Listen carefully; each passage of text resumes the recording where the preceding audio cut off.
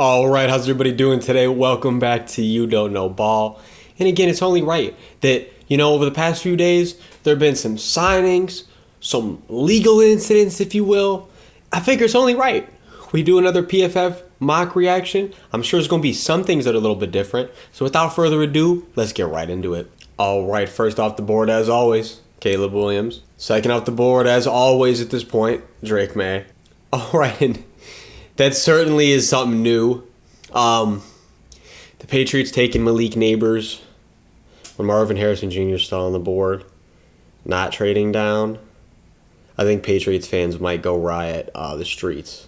The Boston might be really experiencing riots if this were to go down. Roman number 4, Marv's still on the board. I don't know, man. This mock's off to a egregious start, to just put it as nicely as possible. And then Brock Bowers at number 5. I'm losing it, gang. I'm losing it. Did Marv commit a felony and I didn't get the news? I'm so confused here. And again, like this, I wouldn't even be mad at any of these selections if Marv just got taken first. But the Patriots just going Malik at 3 is also just, man, what are we doing here? Like, bro, what are we doing, PFF? And then, oh, wow, in the most ridiculous, egregious turn of events, Marvin Harrison Jr., I guess, committed a felony on draft night and fell all the way to 6 because, this is just not going to happen. And a little bit disappointing when I just, when we do these, I try to always just get better, more accurate results, and we're off to this is just an off-the-wall start to this one. And then TALIESE FUAGA over Joe Alt. Again, I love TALIESE. And as a matter of fact, TALIESE truly could end up having the better career. But just the floor that Joe Alt has as a player, I don't think any team is going to be passing on Joe Alt for any other tackle in this class, as they shouldn't. I mean, Joe Alt also has the pedigree. Pops who played in the NFL, 2-time Pro Bowler. Yeah, I mean, the bottom line is, if Joe Alt's the first lineman sitting and you're the team taking a lineman, you probably got to take Joe Alt. But let me specify, actually, before we move on to the next pick, if you need a left tackle, and we know the Titans definitely need a left tackle. They need a right tackle too, but they need a left tackle much more pertinently, so I don't know why you would be going Joe Alt right here. Just another off-the-wall selection here for the Falcons, going with Joe Alt, ignoring all the other pertinent needs. But I'm going to say this, I don't, hate it, but at the same time, you have Jake Matthews on contract through 2026, just re-signed Caleb McGarry. You don't need a tackle, and you have other needs. But don't get me wrong, I mean, him falling to the Falcons is certainly not a bad play. If he's sitting there and the Falcons were to take him, I mean, again, would be shocking, but it's also not, completely not understandable. I'm just floored and just at a loss of words almost with the way we've started this mock. It's like I did a full random sliders mock, except the joke's on us because the sliders are not really adjusted at all. This is what we've been doing, so I'm incredibly confused. All right, and then we're getting a little back on track here, hopefully. We got Dallas Turner at number 9 to the Bears. Again, definitely a pick that you could see the Bears taking. Definitely need an edge rusher. And if they go Dallas Turner right here at pick 9, I think they're getting fantastic value. All right, and then at pick 10, we got Troy Fautanu. And I actually like this pick a lot because, like we said, reality situation is obviously the Jets kind of shirt out that O-line more through free agency. But again, older guys, if someone gets injured, well, now you have a guy who can kind of play anywhere on that line. So Troy Fautanu fits the Jets profile perfectly at this point, the way that they built that team. And then Jaden Daniels, pick 11 for the Vikings. Here's a scenario for some of you. I've seen some comments on some of the mocks Hunter has done. What the scenario would look like if the Vikings didn't trade up, didn't trade out. Well, I'm going to say this. If that was the case, going Jaden Daniels here at pick 11, I'm a Jaden homer. I'm LSU homer. I mean, I'll tell you, I love this spot for him right here. And it's interesting because I don't think we've seen this one in any of the sim mocks that we've done. And because, obviously, where we've gone, QBs are not going as early as they have been. So, Jaden falling all the way right here, pick 11 for the Vikings, not having to trade up. Again, it's not how things are going to go in the draft. Barring something insane, very, very likely you will see the Vikings trading. As I've said, I'm harping, but I have to at this point of the year. It just is what it is. But the Vikings, Jaden Daniels, pick 11, fantastic value if somehow the cards were to fall that way. And then Terrion Arnold right here at pick 12. This is kind of becoming more of a very popular pick to say the least. And, and again, I understand why, though. You put in Terrion next to Pat Surtain. You're banking on the upside of having 2 alpha dogs right there in your secondary. And I get it. But also from the perspective of just the Broncos are just in a weird spot. Like, no matter how they spend this draft pick, unless they trade up and get one of the premier QBs, the team is just in a very weird spot. And, adding another alpha corner, it's just, I don't know how many games it helps you win this year, how many games it helps you win in the window before you have to pay him and Surtain. Like, it's just, I don't know. The Broncos are truly just in a weird spot, and I know Broncos fans probably know that. So it's just, it's a weird whenever the Broncos mock, because it's like, I just don't know how to feel about really any direction they go at this point, to be very honest with you guys. And then Cooper DeJean right here at pick 13 to the Raiders. Again, much more pressing needs I would personally address, but I totally understand it, right? Number one, they desperately need a corner. They also really need a safety. So, again, if you're me, you're playing him at safety, but if you want to play him at corner, you got to go ahead. You're definitely still getting a guy who's very capable of doing that. And as I always say, with Coop, you're getting a guy very NFL ready, not a guy who's going to come in where you have to worry about, adjusting him to the physicality of. No, I think you're getting a guy who's going to come in very pro ready from day one. The one DB that I will for sure say that about. So, Coop right here at pick 13, certainly not bad value. Again, as I've said multiple times for the Raiders, whenever they go DB, it's like there's definitely other needs I would much rather see them address. But if they end up going Coop or DB, I do understand at the end of the day, especially if it was Coop. And then I think this is a repeat from last time. The last time we did is him. But Latu to the Saints, just as I said last time, as a Saints fan, giving the Saints fan take, look, if he could stay healthy, I would literally fall in love with this pick. I would love Latu, and I would love to have him on the roster. But the issue comes in where, again, we know the Saints have banked on a lot of high athletic profile dudes with injury histories that play in the trenches over the last half decade or so. The reality of the situation is it just hasn't banked out in our favor.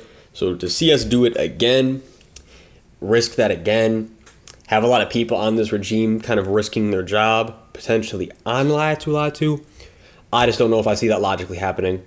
But again, in a world where he falls into our lap, and he actually ends up being the high ceiling player that I think he can be without having any injuries, well, this would be a great pick. And it's kind of just up in the air. Whoever gets Latu is definitely getting a real wild card in terms of you could be getting a future All-Pro. You'd be giving somebody who just struggles to stay out there because the injuries start resurfacing. It's a very black and white situation with Latu. And then Jared Verse to the Colts, definitely kind of just a head scratcher. Because don't get me wrong, like, obviously, if you're at a team getting Jared Verse, as I always say about Jared Verse, you're getting a potential blue chip guy. But it's just the Colts are not the team who need him. They don't. They in free agency even they shored up the interior, which was the problem on the line. Your edges are already just fine, right? Like we got Quiddy, we got Samson Ebukam, who just is coming off the best year of his career. It's like we're not worried about those edges, and I don't think we're taking Jared and playing him on the interior. And even if we did, it's like. It's just, that's not the play to me, to be honest. So, I don't know. Jared Verse at pick 15, not a big fan of that landing spot. He definitely could find a much better landing spot than Indianapolis. And then again here with the Seahawks, taking Quinyon Mitchell again. It's like, you already got Reek Woolen, Michael Jackson, Devin Witherspoon. I mean, I don't know. You just don't need Quinyon Mitchell. Unless, assuming, moving him to free safety role, which... I'm not projecting Quinyon to a safety role.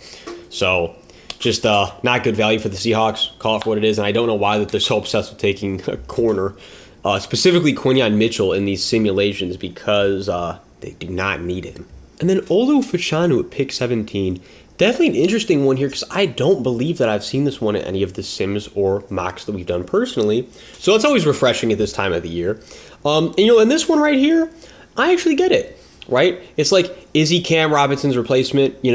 Maybe not even this season. Maybe we sit him for a year, and when Cam's a free agent, we let him up next year. Is he Anton Harrison's replacement, or are we already giving up on Anton after a really struggle-filled rookie year? But again, that's how it goes a lot of times for tackles rookie years, so it's like giving up on Anton this early, not a huge fan of that. I'd prefer it where it's, again, back to the replacing Cam with Olu Fashanu. Now, again, if that's the route that you're going, it makes more sense. Back to, you might not be getting the most immediate value out of this pick, but this is back to what we say about, crock pot picks. This would be a premier crock pot pick right here. For a team like the Jaguars, you got to protect T-Law. I completely see the vision on this one, and I'm definitely a fan of this selection. And then Jerzon Newton here at pick 18 to the Bengals. Do believe we've seen this one at least once over the last few mocks. But again, I can't be certain. We've done a lot of them. But regardless, how I feel about it is this is a fantastic landing spot for Drazon Newton, one of the premier landing spots. Your team like the Bengals, you need help on that interior, definitely a lot.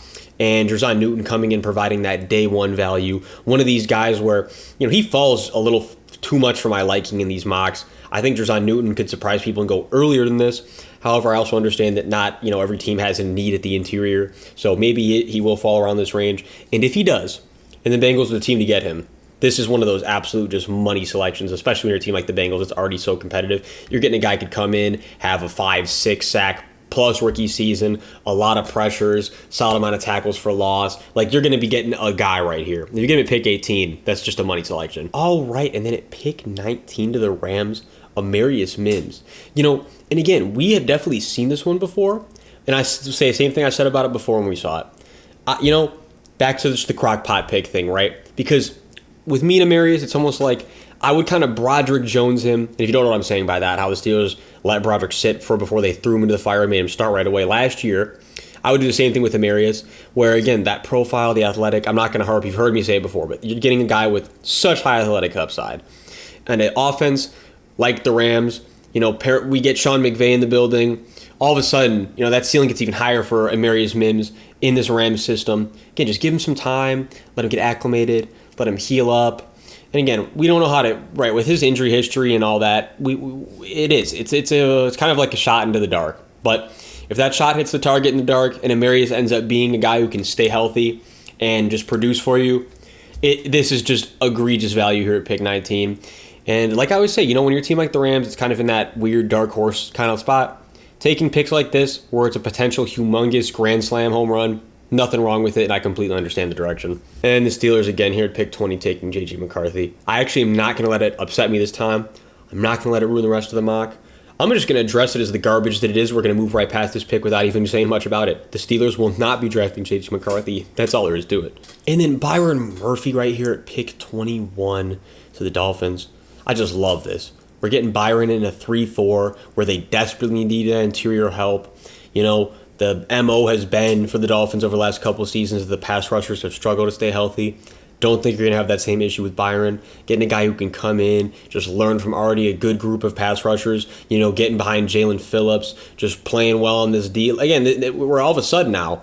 And there's low-key guys too on this line, Sealer. Like, this D-line definitely is not, not scrub-filled is what I'm trying to say more than anything.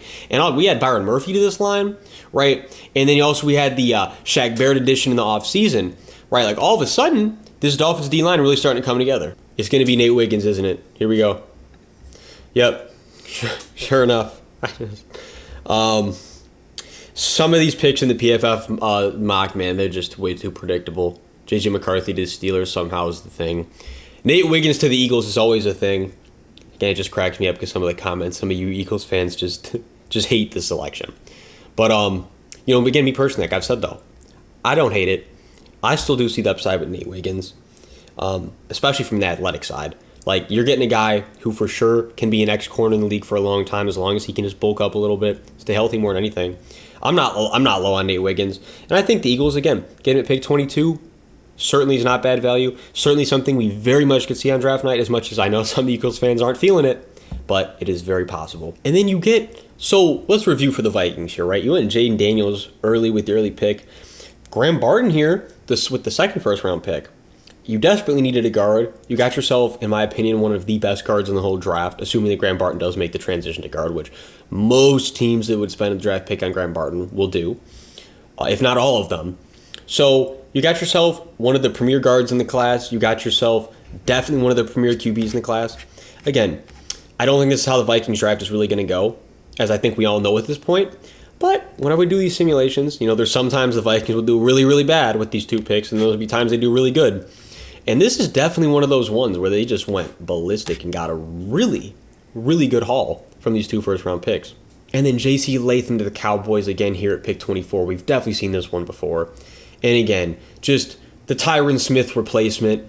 where I love this pick so much. J.C. Latham falling to the Cowboys with the O-line coach they have, the pedigree they have developing linemen. I mean, whether you're playing him at guard, tackle, again, I don't think the Cowboys would not really have any need to play him at guard. I do think you're going to see him at tackle. Again, that the Tyron Smith replacement, I mean, just a money selection, and I would love to see J.C. Latham go to the Cowboys because that would be one of the premier spots for him to develop. Again, as I said before, though, too, I would not be surprised to see them go with one of the more raw, just pure athletic tackles. But again, in this, one of our guys, Amarius, is basically already off the board, went a lot earlier, he normally does. So, makes sense, though, getting a super high floor guy in JC. And, again, so this is one of those ones where definitely possible we see that on draft night. And then finally, the computer finally read my mind when it comes to the pick that I usually make for the Packers in these situations. And Tyler Nubin, right here. Yes, I saw the RAS score. He's one of those ones, man. Tyler Nubin is going to break the RAS mold. There's always a couple of them every year that test really bad athletically, but they can just fucking play ball, man. I really think Tyler Nubin is going to be one of those guys from this year's class where I'm not really worried about the RAS score. Mainly, if I could give you another guy, too, from this year's class that I don't worry about the RAS score, it would be him and Ennis Rakestraw Jr. Like, there's always guys that kind of just test really bad, but they still can play. They're football players, man. They can still ball. I think Tyler Nubin's be one of those guys. Packers desperately still need that second safety. And all of a sudden, Xavier McKinney, Tyler Nubin, same defense. Things are getting scary over there in Green Bay. And then, this pick at 26 is one of those ones where I don't really know how to feel about it, but I lean towards liking it because, again, I'm an LSU homer. I'm always going to be gassing my LSU boys. But besides just that, Brian Thomas, we're adding to now a trio of Mike Evans, Chris Godwin, but might add to an aging, more injury-riddled Chris Godwin over the past season or two. So it's maybe not the same firepower, but that's why then here, follow me, I'm tying in like you add Brian Thomas to that, that resurges Godwin's value a little bit, helps open up Thomas. Like, they're all eating, working together. So as far as value goes, it's definitely not bad value. The Bucs have so many more pressing needs, especially on the O-line. You just re-signed Baker. You got to keep him healthy. I feel like you'd want to go O-line with this pick, but I also understand that, it just depends on how you feel about the value of things. Maybe you're going to go with that in second, third round, and there's a lot of other ways you could address it. So the bottom line is you're taking a really talented receiver off the board, and you definitely still have a receiver need. So nothing wrong with it, and definitely a good selection all in all for the Bucs. Oh my goodness. This is history right here. Because if y'all have been watching my other ones, you know that every single simulated mock we've ever done, the Cardinals literally take two receivers. And if you can believe it, again, they took Rome over Marv early. But then, you know what? They didn't go receiver again, which is just, this is like the most miraculous thing ever. It's the running joke, but I'm serious. Like, they literally have never not gone receiver twice, and we've done a lot of these. I believe we're up to the seventh. It's either the seventh or eighth one we've done of these. And, yeah, man, they finally didn't go receiver. But then at the same time, they went Peyton Wilson, where, again, they have a linebacker need. So you want to address that linebacker need here in the first round? Go ahead. Again, I think there was definitely other positions groups, namely that interior line, I would have definitely addressed first. But as I just said about the Bucs, if you want to go do that in later rounds and you got your guy Peyton Wilson right here you really like, and you wanted to go linebacker first, hey, I can't knock you for it, and just thank the heavens that they didn't go with the receiver again. What a change of pace that we just desperately needed. And then, again, this pick was fine about 5 days ago when we did our most recent one of these, where Stephon Diggs was still a Buffalo Bill, and I didn't know that Stephon Diggs wasn't going to be a Buffalo Bill, and the whole crock pot pick with Tyler Guyton made more sense. But now, yeah, the Bills are very likely going to spend this pick on an alpha dog receiver. There's a few guys sitting right here they definitely very well could have taken off the board. And yeah, after losing Stephon, you're still trying to compete immediately in this window you have with Josh Allen. Taking a crockpot pick that also has a very, very fair chance of just busting out and not going well at all. It's just terrible use of your first round pick. Tyler Guyton right here, where they already have their tackles figured out. It's just, he's not playing guard for you. Just really not a good selection at all, especially when Stephon Diggs has been traded. I know that the computer knows this. I know they have their receiver need.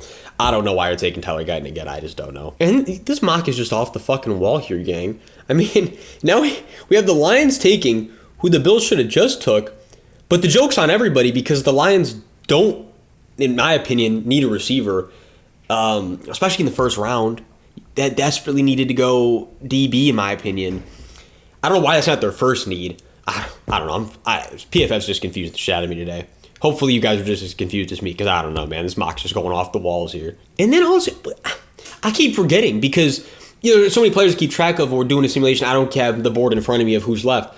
How does Jackson Powers Johnson keep falling this far? This is like a felony in 4 states at this point, man. Like, shit needs to stop. But to react to it just objectively, Jackson Powers Johnson falling to the Ravens is an absolute money, hand the card in without thinking about it if you're the Ravens. He shouldn't fall this far.